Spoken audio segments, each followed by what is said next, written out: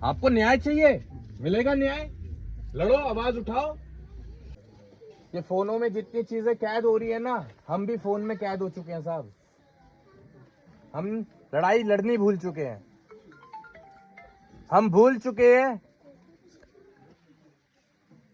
कि आंसू कैसे पोंछे जाते हैं, कमजोर को ताकत कैसे दी जाती है, बेजुबान को आवाज कैसे दी जाती है, बेसहारा का सहारा कैसे बना जाता है। हम भूल चुके हैं साहब।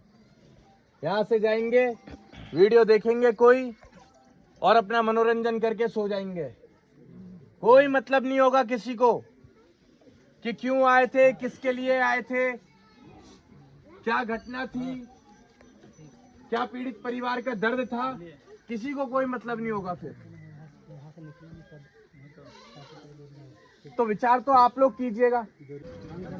रंजीत से हमारी मुलाकात 4 साल पहले हुई थी, लगभग 4 साल, 4.5 साल पहले दिल्ली में हमारा कार्यक्रम था। उस कार्यक्रम में रंजीत आया था। संगठन को लेकर मेहनत भी बहुत करी है।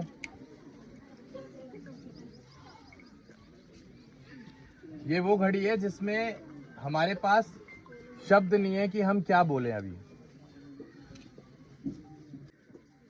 अगर हम ही लोग चुप रहे ऐसी घटनाओं में, तो फिर आवाज कौन उठाएगा, न्याय कौन दिलाएगा।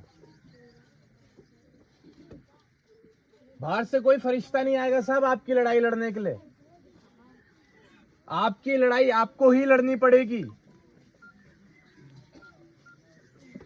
बस आपको समझना पड़ेगा लड़ाई के लिए किस ताकत की हमें जरूरत पड़ेगी, और वो ताकत यही है जो आज आप लोग खड़े हुए हैं। ताकत भी यहीं पर छुपी हुई है। भविष्य में परिवार को मुझसे कोई भी सहायता चाहिए होगी तो जितनी ताकत मैंने आज तक कमाई है और आगे भी जितनी ताकत मैं कमाऊंगा, वो जितनी मेरी होगी वो इस परिवार की होगी। जितनी ताकत मेरे पास होगी उतनी ताकत इस परिवार की भी होगी। इससे ज्यादा क्या चाहिए, इससे ज्यादा क्या चाहिए बताओ। अब बाकी लड़ाई तो आपको लड़नी पड़ेगी ना साहब। नहीं लड़ोगे तो ध्यान रखना, इसी भीड़ में कोई कल को होगा जिसके साथ कोई घटना घटेगी, और फिर शायद कोई फूल चढ़ाने भी ना आए। तो समय है, संगठित रहिए। आगे बहुत लड़ाइयां हैं जो हमें लड़नी है।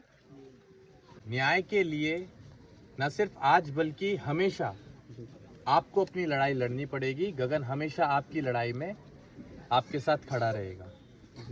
सर, क्या आपका लगता है कि आने से न्याय मिल सकता है सर रंजीत यादव को? मैं फिर से कहूंगा, मेरे पास कोई जादू की छड़ी नहीं है कि मैं आ गया और न्याय मिल गया। लड़ाई आपको लड़नी है, आवाज आपको उठानी है। आपको कोई परेशानी होगी आपकी लड़ाई में आवाज उठाने में, तो गगन पीछे से बैठा हुआ है, वो इतना कमजोर नहीं है कि आपके ऊपर कोई बात आने देगा। वो आपकी लड़ाई में आपके साथ खड़ा हुआ है, आपका सारथी बनकर खड़ा हुआ है। लेकिन आवाज तो आप लोगों को उठानी पड़ेगी ना सर। जिस तरह से आप बोलते हैं कि युवाओं को बहेगा पसीना, तो हम खून बहाने के लिए तैयार है, इसके लेकर आप क्या बोलते हैं सर? ये सिर्फ शब्द नहीं है, ये हमारे भाव है जी।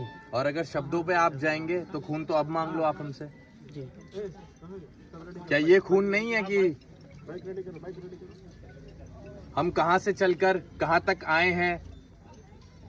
हमने 2 निवाले भी अभी तक नहीं खाए हैं, और दिल्ली पहुंचने तक मुझे नहीं लगता कि 2 निवाले भी हम खा पाएंगे।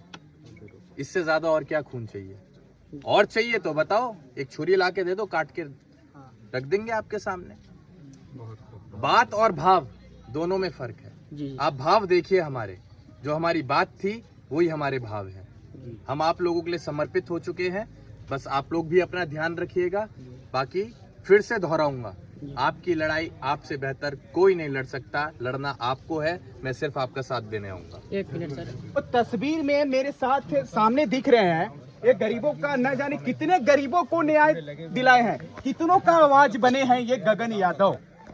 ये ज्यादा एज का नहीं है, ये 50 साल का कोई नहीं है, ये यंग खून, ये जो दिख रहे हैं मेरे साथ वीडियो में तस्वीर में जो दिख रहे हैं, ये न्याय यात्रा यहाँ से ये चतरा चलकर एसपी साहब से मिलने जा रहे हैं रंजीत यादव को न्याय दिलाने के लिए।